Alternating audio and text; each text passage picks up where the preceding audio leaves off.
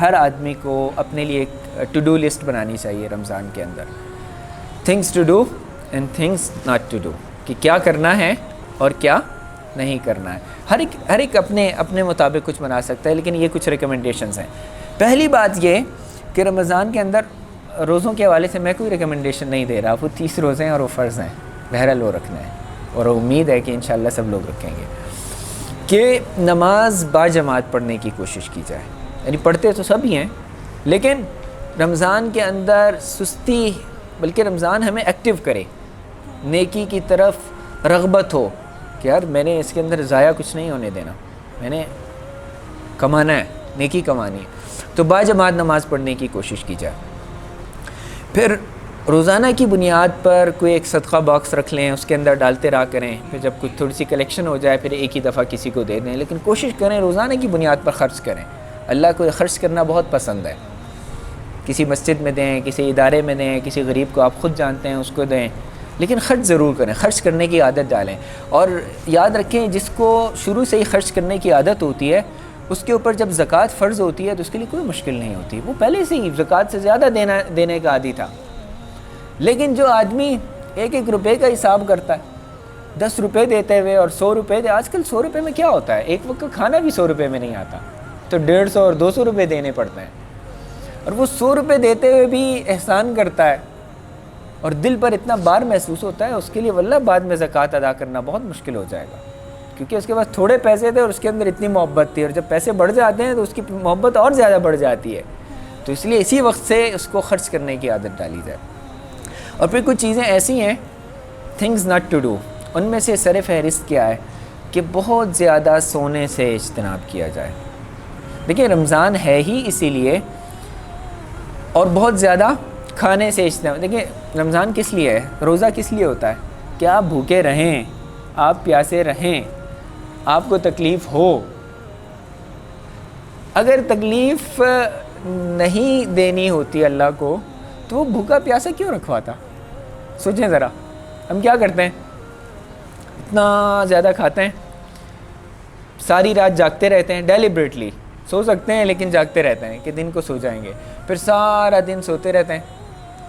نماز بھی پڑھی نہیں پڑھی، ضائع ہوئی جیسے بھی، اور اس کے بعد اٹھے پھر افطاری کی تیاری شروع کر دی، اور پتہ ہی نہیں چلا اس نے روزہ کیسے، بڑا زبردست، آج تو محسوس ہی نہیں ہوا روزہ کیا ہے، یہ ہم نے روزہ ضائع کیا ہے، زبردست نہیں گزرا۔ زبردست روزہ وہ ہے جس کے اندر مجھے بھوک لگتی ہے، جس کے اندر مجھے پیاس لگتی ہے، جس کے اندر میری جنسی خواہشات مجھے مجبور کرتی ہیں اور میں اس کو روک لیتا ہوں، اور اس کے نتیجے میں مجھے محسوس ہوتا ہے کہ I have gained something, I have a more self control on me، اب مجھے اپنے اوپر بہت زیادہ کنٹرول ہے، اب میں ٹرین ہو رہا ہوں، تو مجھے میرے سامنے کوئی برائی ہوتی ہے اور میں اس سے رک سکتا ہوں، تو میں سمجھتا ہوں اس روزے سے میں نے کچھ حاصل کیا ہے۔ لیکن اگر سارا روزہ میں نے سو کر گزارا ہے،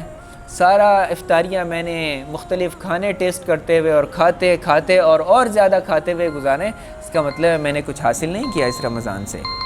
نبی صلی اللہ علیہ وسلم کیا کرتے تھے، ان کی ٹینشنز کیا تھیں، ان کی پریشانیاں کیا تھیں، کس بات پر وہ خوش ہوتے تھے، کس بات پر، کیا میری وہ ٹینشنز ہیں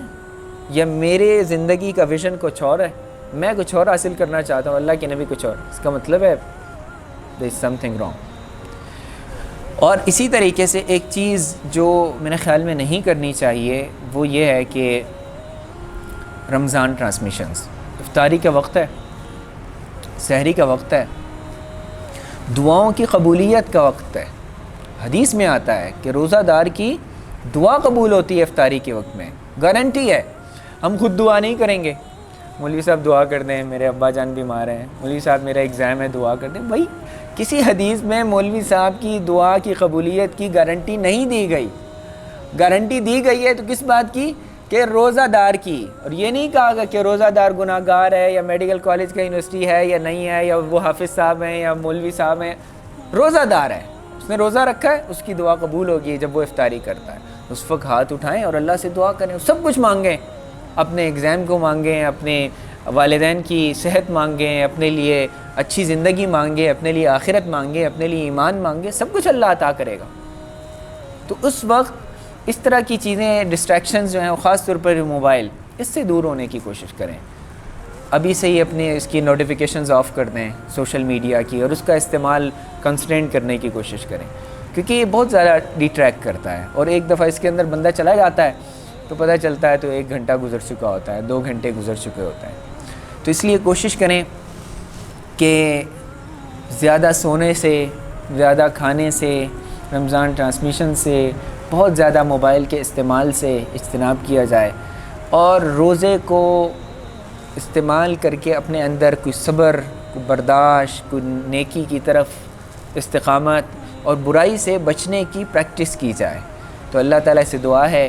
کہ یہ رمضان آئے اور جب واپس جائے تو ہم سب کی بخشش ہو چکی ہو۔ وَأَقُولُ قَوْلِي هَذَا وَاسْتَغْفِرُ اللَّهَ لِي